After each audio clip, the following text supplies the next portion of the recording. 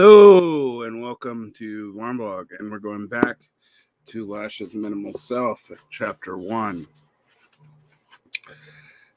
We're actually going to skip ahead. I can't read the entire book to you. That would violate fair use and copyright law. There are some limits that I'm not willing to do even with a demonetized YouTube page. But I want to talk about this stream of thinking that Lasch gloms onto. Industrial technology, mass culture, and democracy. From the introduction, Consumption, Narcissism, and Mass Culture. Conservative critics of popular education and popular culture have always taken the position that high culture can be appreciated only by elites, and that the efforts to extend it to the masses inevitably leads to a debasement of standards. You can actually even hear someone like Roger Scruton still holding this view. But it's actually remarkably unpopular today. So this is some things in which things have really changed. Even leftist critics of mass culture have adopted the view that the great cultures of the past have all been elite affairs, as Dwight MacDonald wrote in 1960. You also hear this in Pierre Bourdieu's critiques of the way sophistication and other habitases of class are used as a mode of distinction, and taste is used as a way to show that one codes into the correct class category. Having given up popular hope that elite culture would ever find popular audience, MacDonald and all their opponents of mass culture came to argue for cultural policy that would at least keep two cultures separate, high culture and mass culture, and encourage the emergence of a number of smaller, more specialized audiences.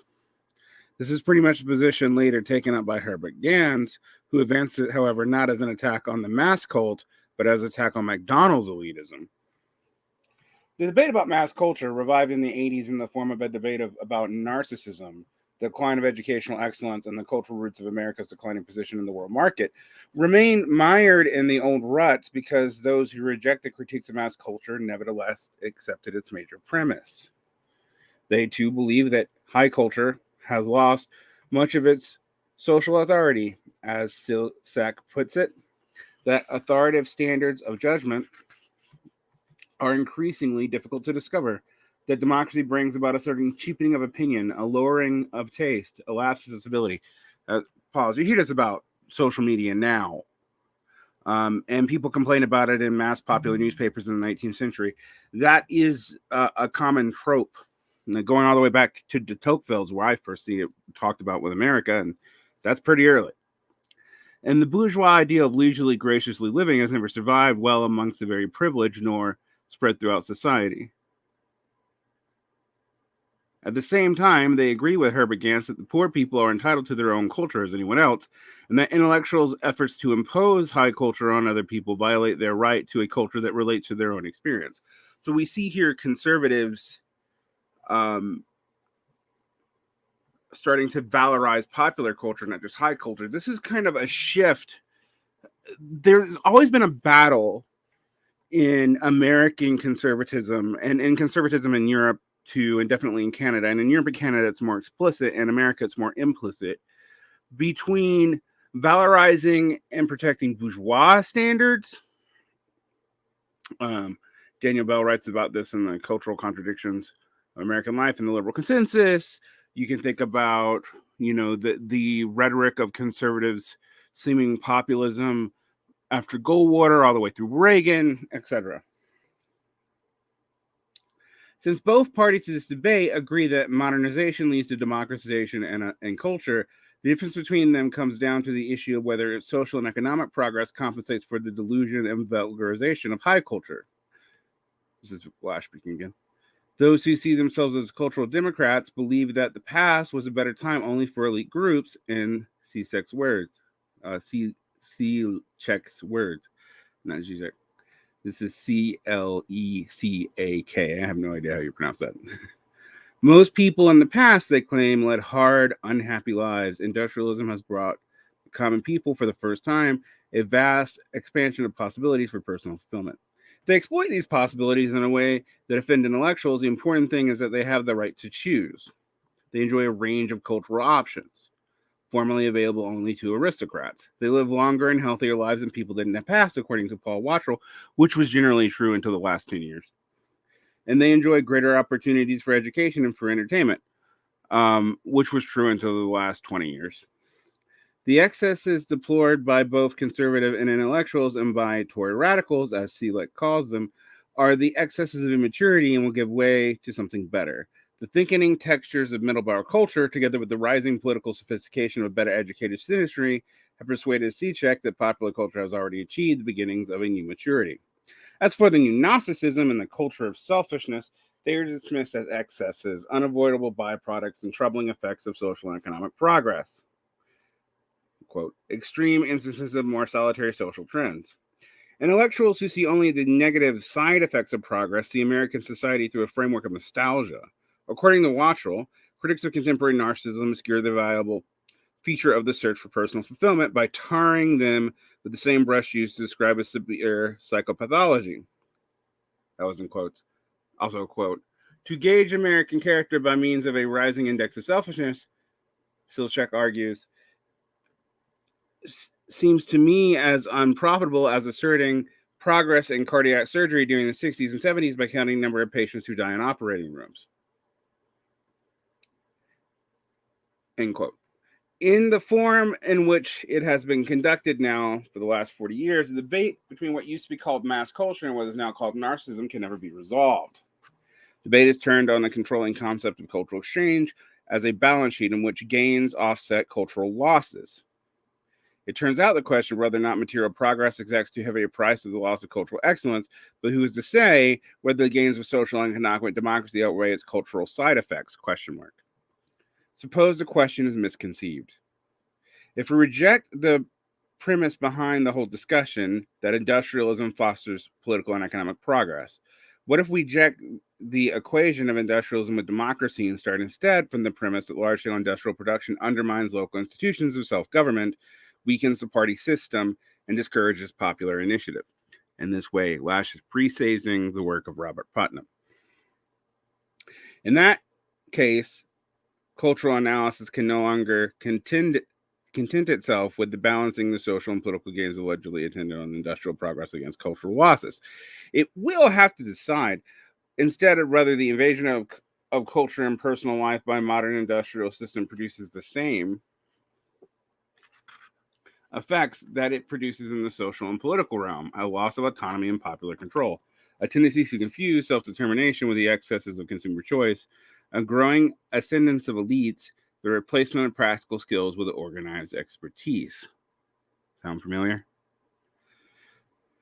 Seechek's passing reference to the cardiac surgery indicates what is wrong, not just with his own argument, but with the entire controversy about mass culture and narcissism. He equates technological progress with material and social progress, whereas in fact, there's no connection between them. Once again, the point is not material achievements. In this case, the prolongation of life mistakenly attributed to the sophisticated surgical techniques have an undesirable side effect, a growing population of old people unable to support themselves and confused by the moral meaning of old age. The point is that modern surgery, taken as a whole, has done very little, if anything, to improve the general level of health and physical well-being, or even to prolong life.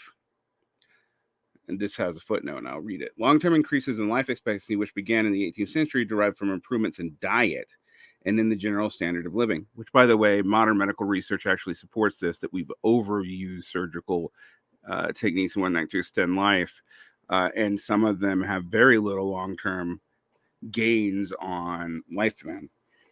As for the recent decline in deaths from cardiovascular diseases, no reliable authorities attributes it to the improvements in cardiac surgery, the progress of which Seechek and other champions of modernization take for granted. Even though they emphasize medical reasons for the decline in deaths from heart disease as opposed to healthier eating habits and more exercise, they attribute the decline in improvements in diagnosis, not to surgery. According to Aline Crimmins, there's a general agreement that the number of people who've actually had coronary bypass surgery is so small that it cannot have played a significant role in major mortality decline. The effect of intensive care units for heart patients is also highly debated. Go back to the thing. I think that's actually an important point, because now we know, for example, we've increased a lot of these surgeries and surgical procedures in the hospitals, and yet we have seen little appreciable lifespan gains in the last decade, at least for the majority of the population. All medical technology has done to increase the patient's dependence on machines and the medical experts who operate life support systems. The development of modern technology, not only in medicine but in other fields as well, has improved human control over the physical environment only in superficial ways by enabling scientists to make short-term modifications of nature, of which the long-term effects are incalculable. Meantime, it has concentrated this control in a small elite of technicians and administrators. Modern technology and mass production has been defended, like mass culture, on the grounds that although they may have taken some of the charm out of life, they've added immeasurably to the comforts that enjoyed by ordinary men and women.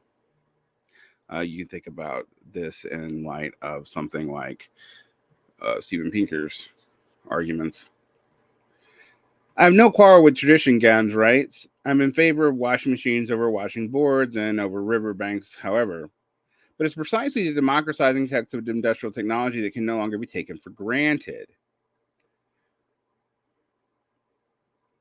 If technology reduces some of the drudgery of housekeeping, it also makes housekeeping dependent on machinery, not merely automatic washer and dryer, but an elaborate energy system that requires to run them and immeasurable other appliances, which brings housekeeping to a halt. As we have seen, modern technology undermines self-reliance and autonomy of both workers and consumers. It expands man's collective control over his environment at the expense of individual control, and even this collective control, as ecologists have pointed out again and again, is beginning to prove illusory as human inventions threaten to provoke unexpected responses from nature, including changes in climate, depletion of the ozone layer, and the exhaustion of natural resources. Again, sound familiar? This is in 1984, guys. Nor can it be argued, and it was probably written in the even early ages, nor can it be argued that advanced technology expands the range of options. Whatever its power to create new options in theory, in practice, industrial technology has developed according to the principle of a radical monopoly, as Ivan Illich calls it, whereby new technologies effectively eliminate older technologies, even if the old ones are made demonstrably more efficient for many purposes. This is undoubtedly true.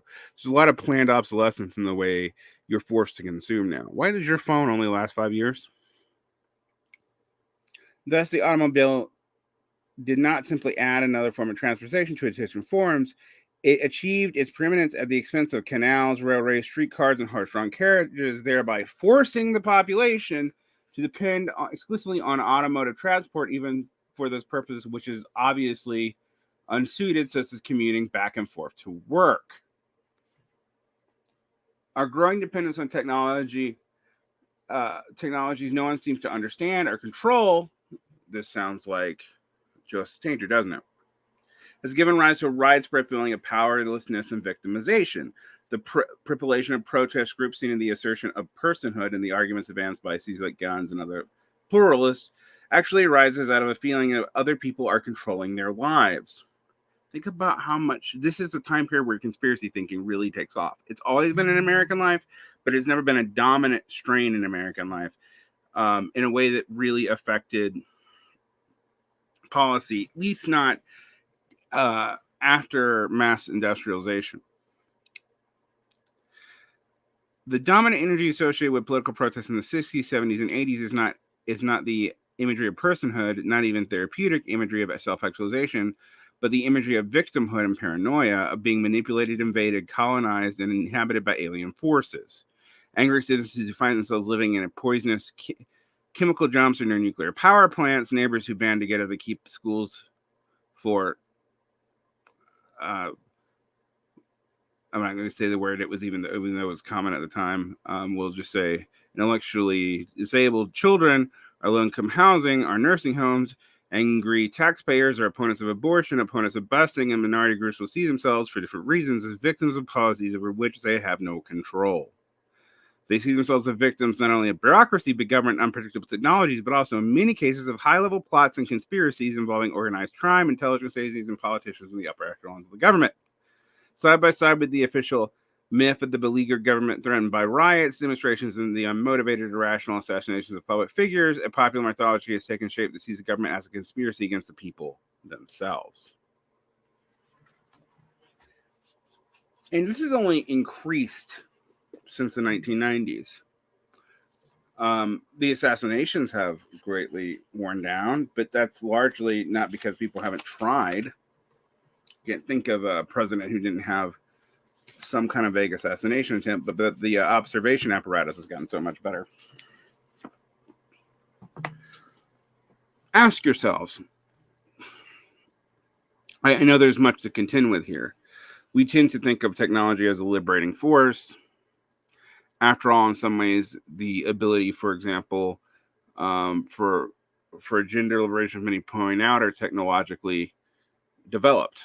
Like the reason why you don't need a household economy, it requires the subjugation of wives and servants, is because a lot of the household economy now can be self-sufficient. And one thing one might point out to Lasch somewhat fairly is that the self-sufficiency of households in the 19th century is greatly overstated, except in places where there was massive homesteading, because a lot of these services were either paid for, even amongst proles. So people would pay the washerwoman, etc., to go to the river and handle this. That's why there were such things. Or if one had a more bourgeois household, one would hire servants, and if one came from the aristocratic planning class, one could just assume to have them, if not slaves in a prior period. Now, that's a real critique, but it doesn't change what he's saying about the dependence on technologies. And I've often thought about this. The technology complications are so complicated now that none of us know anyone who can handle everything in one's house and make it operate. And these are physical things. The cloud that your stuff is served on is in physical servers in real places. And uses a ton of energy. The internet-backed currencies that people talk about, the same. These have energy cost and inputs to maintain, and as people maybe have noticed during the beginning of the pandemic, can get taxed. We are dependent on these systems that no one understands.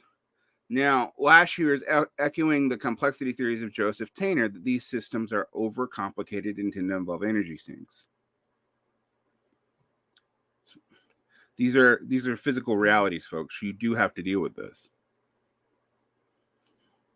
Now, I don't share the romanticism for a totally self-sufficient way of life, but there is a real sense that I've experienced myself when I went to southern Mexico, that for all of our right views that peasant life, for example, in France or in Russia was highly alienated, compared to post-industrial work, it seems less so.